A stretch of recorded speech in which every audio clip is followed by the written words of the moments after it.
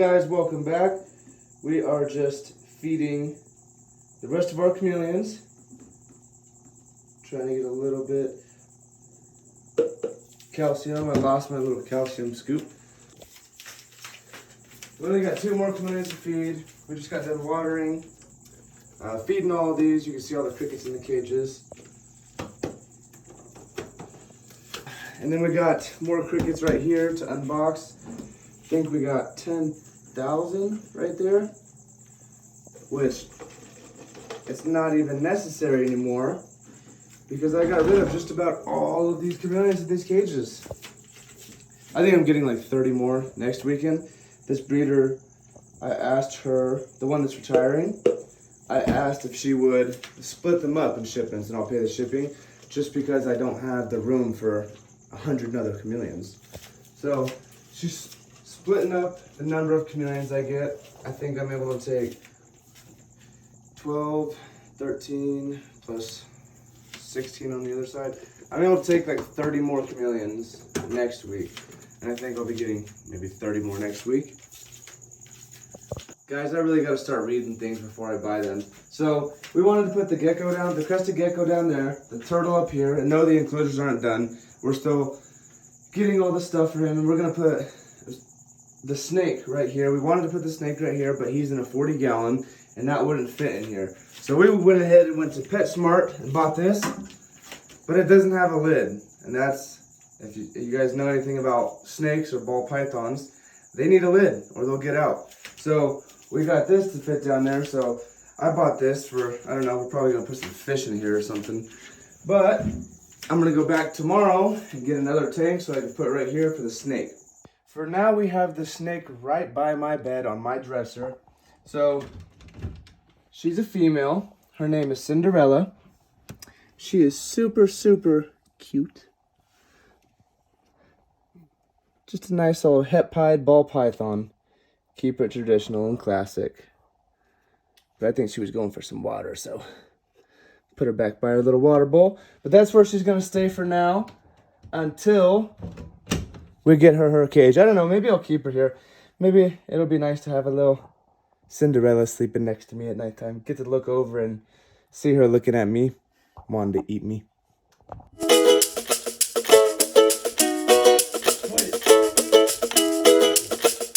So feeding flightless fruit flies can be pretty difficult. This culture's from March 7th, and you can see how many fruit flies are in there already. So to feed them is quite difficult because they do climb plastic. You always have to be tapping the cup. So tap the cup, and then they'll just start dropping like flies.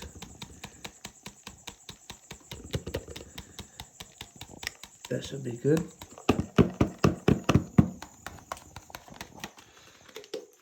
And then it'll take them a while to come out of the cup. You can see they're already starting to come up the cup, within just a little, and they're all back down.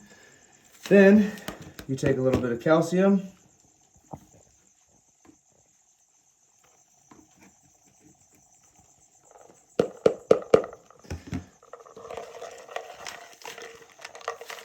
Just kind of swirl them all in, and then they're all little white bugs.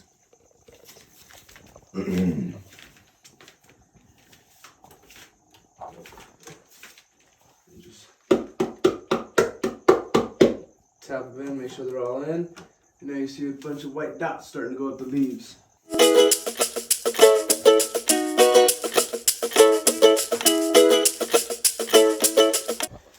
These are the cultures that I made in one of my previous videos, and I want to show you how well they're doing already. I probably should have opened it a little more than I have, but you can see how many fruit flies are already in this culture. Smack it to shake them up a little bit, and you just see them moving everywhere.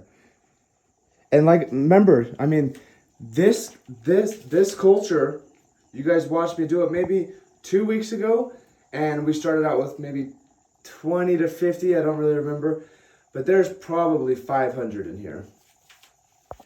Now, it's time to burp these.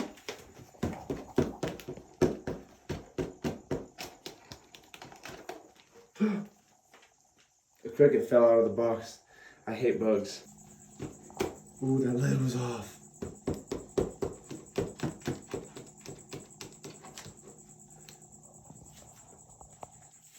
This one's pretty clean.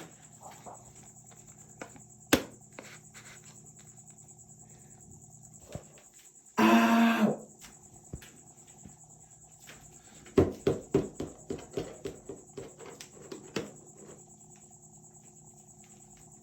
This one is probably the fullest one we've got. You can see those flies moving around everywhere. I want to show you guys the progress of our pothos propagation. So, let's pull out little leaf. Look at that, guys. That is way more progress than I thought. That is a beautiful, beautiful root. So we're gonna go ahead and plant this tomorrow in some of the planter boxes we have with soil. Oh, that's a good looking one. Let's see if we got more in here with good roots. You see a little root popping out of that one. It's just starting. We're gonna get that one in a few more days.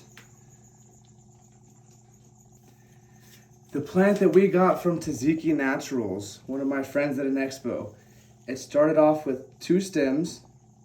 This was one of them right here. We accidentally cut it off. And then it grew this stem. And now we're growing another one right here. I want to unravel it so bad, but I know that's bad for the plant, and I'll let it unravel itself. Hopefully it'll be unraveled in a couple days. Quick update on the eggs, guys.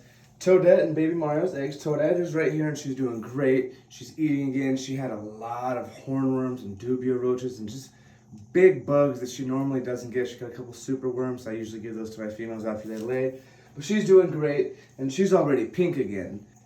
For those who don't know, pink generally means that they're receptive to breeding. She's not going to get bred for at least another month. I like to give them at least a month of break, just to give their bodies a little bit of rest. And I only do 8 clutches with my females. After 8 clutches, I retire them, and then I just let them live out their natural lives.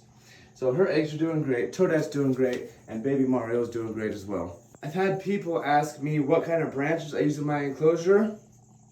These ones. These are called manzanita. Manzanita are great for chameleons. They are a great branch when they are not super dried out like this one.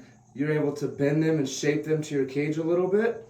You just take the small zip ties, put it on the cage like this, poke it through, go to the other side, poke it back through, and it'll stay like that, and then you zip tie that side. So that's what I use in my cages, manzanita branches. They don't rot, they don't get soft, and they're perfect for a chameleon's feet to grab onto, and the perfect texture for chameleons, and don't hurt chameleons. So this little guy's name, we ended up buying him for my son. My son's birthday was on Monday. My son decided to name him Rexy. So this is Rexy. You guys have seen him in previous videos. Rexy is a little curious fella. He is a South American red-footed tortoise. These guys are going to live well over 100 years. Hopefully they're going to be here longer than I am. You're such a cute little fella. But it is important to know for red-footed tortoises, if they're under 4 inches, they have a higher chance of carrying salmonella. Look at him trying to get on the move. They have a higher chance of carrying salmonella if they're under 4 inches, so this guy has a lot higher chance to carry salmonella. So before I eat, before I do anything, touch my face, I'm going to put him back, and I'm going to go wash my hands. I don't want that salmon vanilla. Oh, she's going to eat. She's going to eat. Ah, she missed. Her tongue was like an inch too small. Pow! Give me a kiss.